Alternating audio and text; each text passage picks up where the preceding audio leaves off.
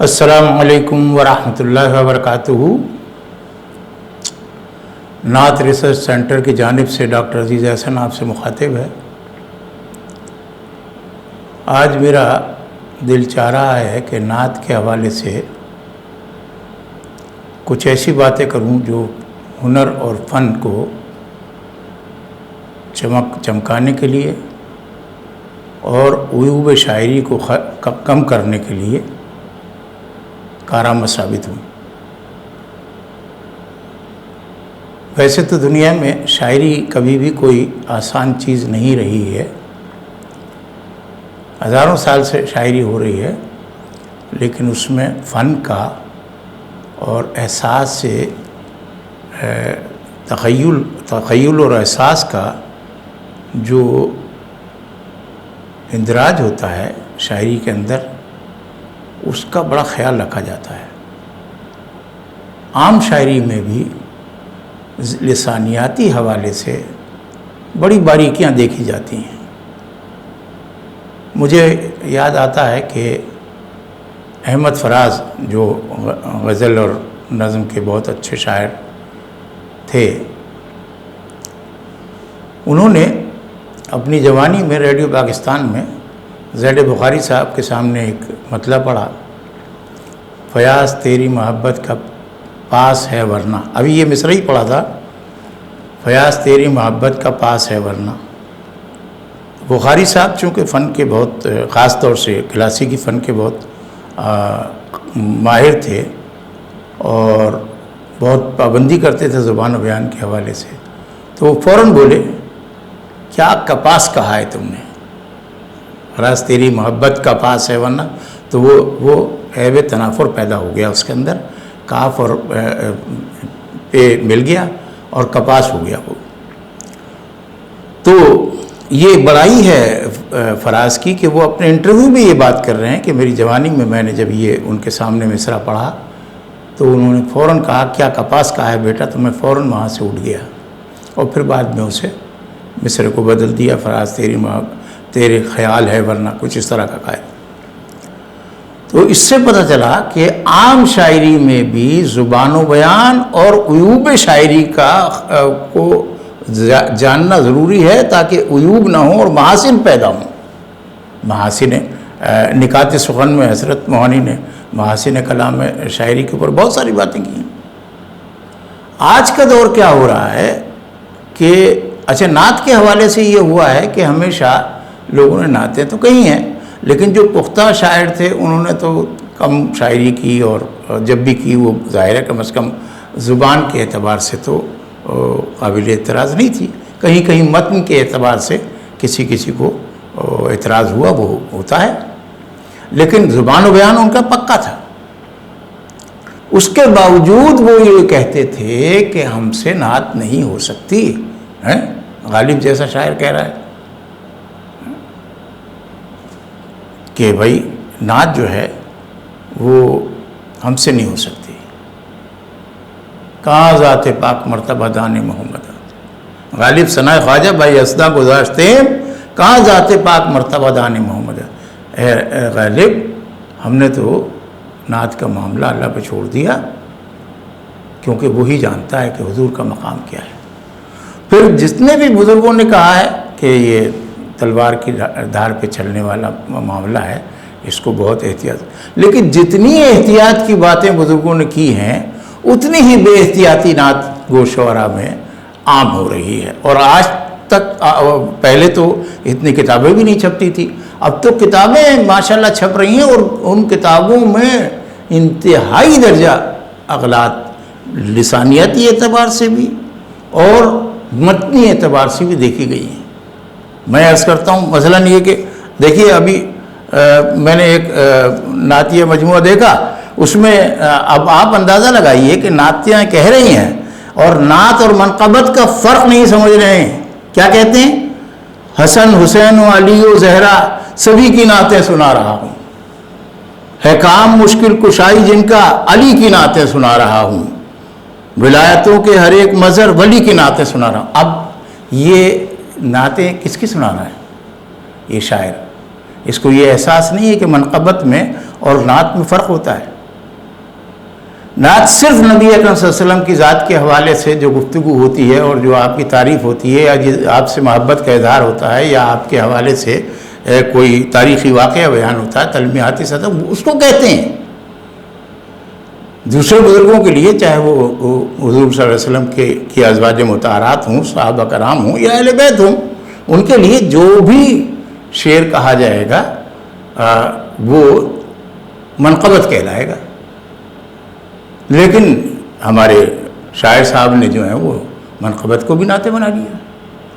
اب اگر یہ روش عام ہو گئی تو حضور صلی اللہ علیہ وسلم سے منسوب انفرادی شکل کی جو ایک صنف ہے وہ کتنی مجروح ہو جائے گی. یہ احساس نہیں ہے. نعت کہنے کے لیے لوگوں کو احساس دلانے کے لیے دیکھیے حفیظ طائب جو ہیں وہ پاکستان میں نعتیہ شاعری کی ترویج و اشاعت میں بہت زیادہ آگے تھے. بہت کام کیا انہوں نے، بہت سارے شعراء کو اس طرف راغب کیا، اور بہت سارے شعراء نے جب اپنی نعتیہ شاعری چھپوائی تو اس بات کا اعتراف کیا کہ ہمیں اس طرف لانے والے طائب صاحب ہیں. لیکن طائب صاحب کے سامنے چونکہ لوگوں کے مجموعے بھی آتے ہوں گے تو انہوں نے کیا کہا کہ بھائی نعت والوں کو یہ بات ذہن نشین کر لینی چاہیے کہ نعت گوئی کے لیے حسن ارادت شرط ہے، ساتھ کچھ فہم کتاب و علم سیرت شرط ہے، اس میں ہے لازم جمال فن بھی اوج فکر بھی، جتنی ممکن ہو خیالوں کی طہارت شرط ہے، گر ادب پہلا قرینہ ہے ثنا کے شہر میں، ہر قدم اس راہ میں عز طبیعت شرط ہے. اسوے کا بھی نعت میں ابلاغ ہونا چاہیے، لیکن اس میں بھی لطافت اور حکمت شرط ہے محبت آپ کی ایمان کامل کی کلید، ہاں مگر جوش محبت میں اطاعت شرط ہے، ان کی تعلیمات میں مضمر ہے حسن زندگی، ان سے بھرپور استفادہ بہر امت شرط ہے، سیرت پرنور طائب ہم کو دیتی ہے سبق، ہر قدم پر احترام آدمیت شرط ہے. انہوں نے کتنی باتیں کی ہیں کہ نعت کے لوازمات میں آپ کا احساس اور خلوص اور پھر فن کی باریکیوں کا جاننا یہ ضروری ہے، شاعری کا جاننا ضروری ہے. اب اگر آپ اپنی کتابیں چھپوا رہے ہیں اور اس میں اچھے اشعار بھی دے رہے ہیں تو اس میں جب عیبیل اشعار یعنی عیب والے اشعار بھی آ جائیں گے تو اس کی ورث کچھ نہیں ہوگی، چاہے آپ کسی بھی بڑے سے بڑے نقاد سے لکھوا لیں، فرق کیا پڑے گا. سودا نے شاعروں کے لیے اس زمانے میں کہا تھا، کہتا ہے خوب آپ کو سمجھا جو تو ترقی سے رہا تو، یعنی ہر شاعر جو کتابیں چھاپ رہا ہے وہی سمجھ رہا ہے کہ میں اس قابل ہو گیا ہوں کہ میری کتاب چھپ جائے. تو اس کے لیے آج بھی یہ ضروری ہے کہ وہ سمجھے سودا کیا کہہ رہا ہے. 200-250 سال پہلے کا آدمی ہے یہ. خوب آپ کو سمجھا تو ترقی سے رہا تو، اس حرف کو زنہار نہ کر دل میں گرہ گیر،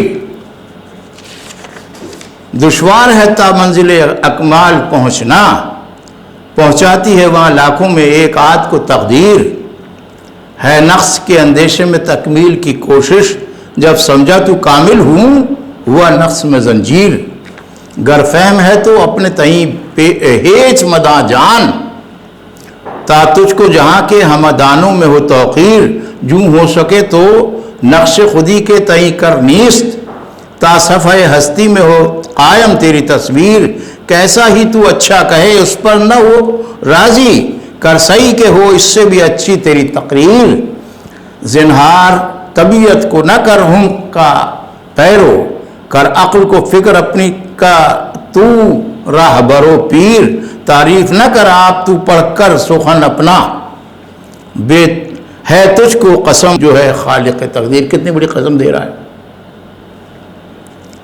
تعریف نہ کر آپ تو پڑھ کر سخن اپنا، ہے تجھ کو قسم اس کی جو ہے خالق تقدیر، دے گی جو تیری طبع کی تئیں خوبی مانی، سامع نہ کرے گا کبو تحسین میں تاخیر.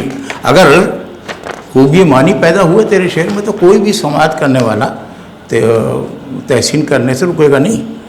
اور ہے وہ اگر پوچ و لچر واہی و بے رب، تعریف سے تیرے نہ اسے ہوے گی توقیر.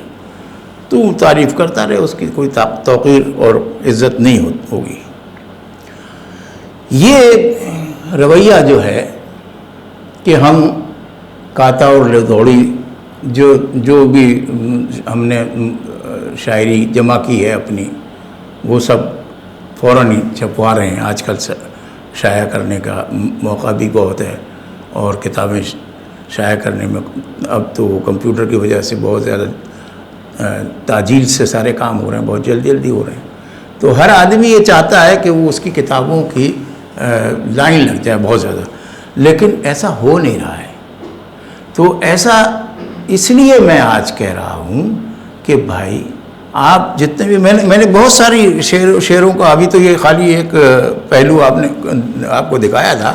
یہ دیکھیے کہ کیسے کیسے شعر جو ہیں وہ مطبوعہ کتابوں میں آ رہے ہیں. شکریہ میری اداسی تو بہت گہری تھی، مجھ کو کفار کے کاموں پہ ہنسانے والے. اب یہ نعت کا شعر ہے کوئی؟ کیسے سمجھے گا کوئی کہ کیا ہے؟ ذہن میں نعت کا ماحول نہیں دیکھتے کیا، جانے کیا دکھتے ہیں کاندھے پہ وہ یہ تھانے والے. اب لکیر وہ کرامن کاتبین کو وہ تھانے والے کہہ رہا ہے، اور سمجھ میں آ رہا ہے کہ میرے ذہن پڑھو، میں نے نعتوں کی فضا بنا رکھی ہے ذہن کے اندر. میں انہیں کوئی رعایت نہیں دینے والا، چاند چرنے پہ بھی ایمان نہ لانے والے. اب یہ کوئی شاعری ہے؟ لیکن یہ کتابیں چھپی بھی ہے. اس لیے میں کہہ رہا ہوں کہ بھائی یہ دیکھیں، ایک صاحب نے اسماء النبی کے نام سے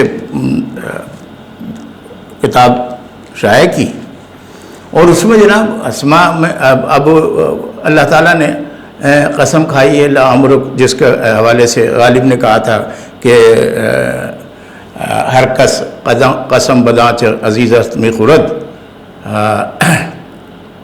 اللہ تعالیٰ وہ جو کچھ بھی ہے اپنے دوست کی اور اپنے عزیز کی، اپنے پیارے کی قسم کھاتا ہے. تو اللہ تعالیٰ نے آپ کی عمر کی قسم کھائی ہے، آپ کی جان محمد ہے، آپ کی جان کی قسم کھائی ہے. اب اس کو وہ لعمرک کو حضور صلی اللہ علیہ وسلم کا نام بنا دیا اس نے، لکھنے والے نے. اور اس میں جتنے اشعار کہیں لعمرک یا عمرک کہے گا تو پتہ یہ چلے گا کہ اللہ تعالیٰ یہ کہہ رہا ہے کہ آپ کی عمر کی قسم. اور جب وہ آپ کی عمر کی قسم کہے گا تو اس کا جو بھی وہ حالہ بنے گا معنوی طور پہ، وہ سارا کا سارا اللہ کی طرف ہوگا. جیسے اللہ تعالیٰ شاعری کر رہا ہے لعمرک کی، ایک تو نام ہی نہیں ہے وہ، یہ غلطی کر رہا ہے. اور دوسرے یہ کہ وہ جو مصروں میں وہ لا رہا ہے تو اس کا دروبست ایسا ہو ہی نہیں سکتا کہ وہ لعمرک کو کوئی اپنی ذات سے کوئی ایک آدھ جگہ اس نے منسوب کر دیا کہ میں یہ سمجھتا ہوں کہ لعمرک میرے لیے یا امت کے لیے فائدہ مند ہے، یا اس کو سوچنا ہے. لیکن باقی تمام اشعار میں اس نے ایسے بنایا مت کہ وہ اللہ سے منسوب ہو رہی ہے شاعری. تو بھائی ایسی چیزیں کرنے سے کیا فائدہ؟ آپ لوگ جو ہیں وہ سوچیں سمجھیں.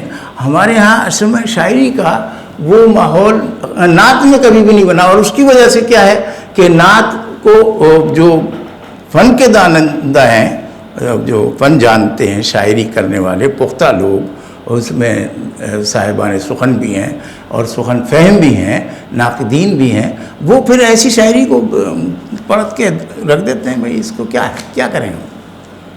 یہ اس قابل ہے؟ بھائی ایک تو نعت کا ایک پورا گراڈیور، ایک عظمت اس کی سمجھیں، اور دوسرے پھر اس کے لیے محنت کریں زبان. اور اچھا پھر ایک عجیب رسم ہے کہ غالب کی زمینوں میں بھی کہہ رہے ہیں الٹی سیدھی شاعری کر رہے ہیں. میرے سامنے اصل میں وقت زیادہ نہیں ہوتا، میں اس پہ لمبی تقریر کرنے کے موڈ میں ہوں، اور کبھی انشاءاللہ کروں گا بھی اللہ نے چاہا تو، کہ جو غالب کی زمین، نہ تو غالب کا وہ اسلوب لا سکتے ہیں، نہ شاعری ایسی کر سکتے ہیں. کہاں غالب کو آپ تو خواہ غالب کے نام سے وہ شاعری کر رہے ہیں، نہ نعت ہو پا رہی ہے اور نہ غالب کا اسلوب بنا پا رہا ہے. تو بھائی آپ جو بھی سن رہا ہے یہ میری بات، اللہ کے واسطے نعت کہیں یا کوئی بھی شاعری کریں، اگر فن ہے تو پہلے فن سیکھیں نا، فن سیکھیں، زبان سیکھیں، اور اساتذہ کو پڑھیں. وہ عربوں نے تو ایک قید لگائی تھی کہ جو شاعری کرنا چاہتا ہے اسے کم سے کم دوسرے لوگوں کے 1 لاکھ شعر یاد ہونے چاہیے. اب 1 لاکھ تو چلو مبالغہ آ رہی ہوگی، لیکن کم از کم 2-4 ہزار شعر تو یاد ہونے چاہیے، یا 2-4 شعر ہزار شعر یاد نہیں ہوں تو کم از کم 200-400 دیوامین پڑھ تو لیے جائیں۔ اگر یہ نہیں ہے تو پھر نعت کہنے سے اور کوئی شاعری کرنے سے کوئی فائدہ نہیں ہے۔ اگر آپ ایک شعر کہو، کم کہو، اپنا کہو، اچھا کہو، یہ جس نے بھی کہا ہے بہت سوچ سمجھ کے کہا ہے۔ تو بھائی آج کی بات میں صرف اتنے سے عرض کر رہا ہوں کہ میں نے جتنی کتابیں بھی اس وقت تک دیکھی ہیں اس میں بہت کم ایسے اچھی شاعری بھی ہے، میں یہ نہیں کہہ رہا کہ ساری شاعری، لیکن یہ کہ اچھی شاعری میں جب آپ کے ہاں عیب والی شاعری آ جاتی ہے، ناموضوع شاعری آ جاتی ہے، شتر غربہ ہوتا ہے، اس میں اور بھی شاعرانہ اور لفظیاتی غلطیاں ہوتی ہیں، تو وہ پھر دل سے اتر جاتی ہے بات، اور شاعری پڑھنے کو دل نہیں کرتا۔ اللہ تعالیٰ ہمیں سب کو سمجھنے کی اور سمجھانے کی توفیق عطا فرمائے۔ اور سب سے پہلے تو میں اپنے آپ کو کہتا ہوں نا کہ میں جو کچھ بھی کہہ رہا ہوں وہ اس لیے کہہ رہا ہوں کہ اگر اس کے اندر کوئی خوبی ہے تو وہ چل جائے گا، اور نہیں ہے تو وہ ظاہر ہے کہ وہ لیکن کوشش یہ ہوگی میری کہ اس میں کوئی لسانیاتی عیب نہ رہے اور متنی کوئی بے قاعدگی نہ رہے۔ اب لوگ ایسے شاعری کر رہے ہیں کہ ہم جناب حشر میں پہنچ گئے اور وہ ہم نے نعت سنا دی اور ہمارا نام اعمال جو ہے وہ ہمیں دیا تھا تو وہ واپس ہو گیا، مطلب جیسا بھی تھا، اور ہمیں انہوں نے کہا کہ بس تم تو نعت پڑھ کے چلے گئے۔ اب یہ جو بات ہے یہ مبالغہ، حضور صلی اللہ علیہ وسلم نے تو مشکوٰۃ شریف کی حدیث ہے فرمایا تھا کہ وہ ہلاک ہو گیا جس نے مبالغہ کیا، اتنا بڑا مبالغہ کر رہا ہے دنیا میں بیٹھے ہوئے، یہ کہہ رہا ہے میں حشر میں پہنچ گیا اور وہاں میں نے نعت سنا دی اور میرا نامہ اعمال جو ہے وہ علیحدہ کر کے میرا حساب کتاب بند کر دیا گیا۔ اللہ تعالی ہم سب کو سمجھ عطا فرمائے۔ السلام علیکم ورحمۃ اللہ وبرکاتہ۔